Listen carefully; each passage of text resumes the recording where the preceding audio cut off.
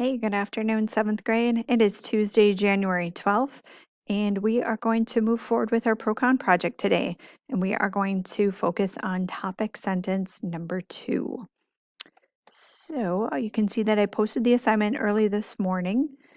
I'm going to go ahead and click on that. You can also go through the classwork tab.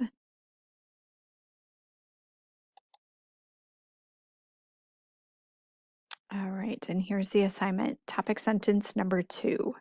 So you'll see that the learning targets are the same as topic sentence number 1. I can introduce, acknowledge, and organize information from credible sources. By now, you should have found your 6 researched facts, but to finish out this learning target, you're going to introduce that fact with a transition word. You'll acknowledge it by citing it. I'll talk about that later. And you'll organize it by choosing the best fact that supports that topic sentence. You're going to use transition words, and I have that list of transition words posted below that you can choose from. And you'll make sure to cite your sources to avoid plagiarism. You'll use your technology when you are working on your slideshow presentation. So today you're going to create your second topic sentence and you're going to select one fact to support it. Again, you should have 6 facts at this point to choose from. You will not be using all 6 facts in this project. It's kind of nice to have some to choose from. When you have your research facts, you want to use them only one time per project, even if they do fit in multiple locations, or even if they are spaced out, like say you've used one at the beginning and you want to use it again at the end, it is best just to use a fact one time per project. So choose the one fact that is best going to support this topic sentence. I posted my tutorial video right here again. It's the same one from last week. I think it might be a good refresher on how to write a topic sentence if you need it. It is only 3 minutes. Then right here I have the list of transition words. There's no work to do that's required in these transition words. It's just simply like a handout in electronic form.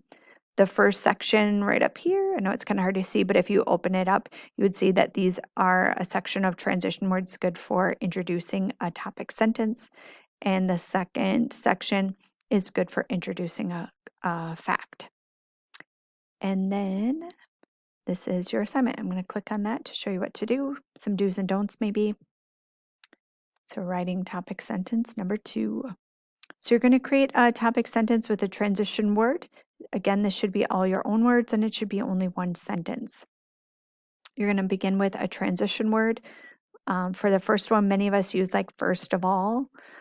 So this time I went with furthermore. So you can also use furthermore or you can choose a different transition word. Then you're going to add the first part of your thesis statement. School uniforms are a great idea because, and then you're going to finish it by adding reason number 2 also from your thesis statement. So in my example, I was going with schools may be safer with school uniforms. So that finished out my topic sentence.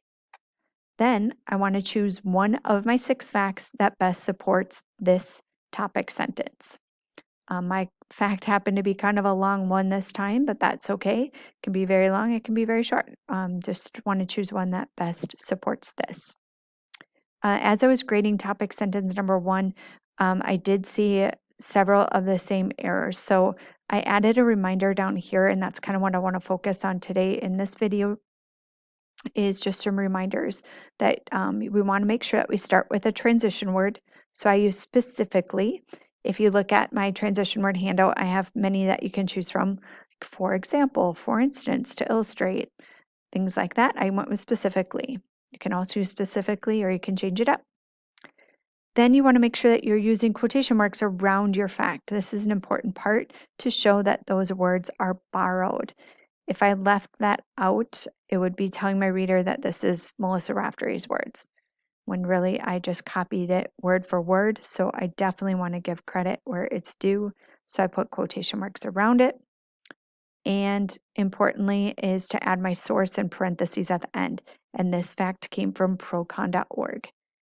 If I fail to tell my reader which source it is and I left off the quotation marks, that's plagiarism. That's where it gets really sticky. So we definitely want to avoid plagiarism.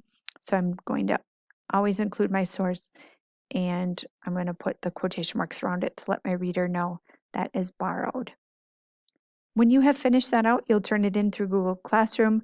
When I've approved it and given it back to you, you will add it to slide number 4 in your slideshow. And that's it. That's how we make topic sentence number 2. This assignment is going to be 10 points. I kind of broke it down like 5 points for the topic sentence, 5 points for selecting and citing a fact. So that was our main focus of class today, was how to do topic sentence number 2. You can see that it is due tomorrow, which is Wednesday at 10 a.m. That should give me some good time to get some feedback back to you guys so you have time to add them to your slideshow. So if you have any questions, give me an email. I hope you have a good day. Continue to stay safe. Talk to you soon. Bye-bye.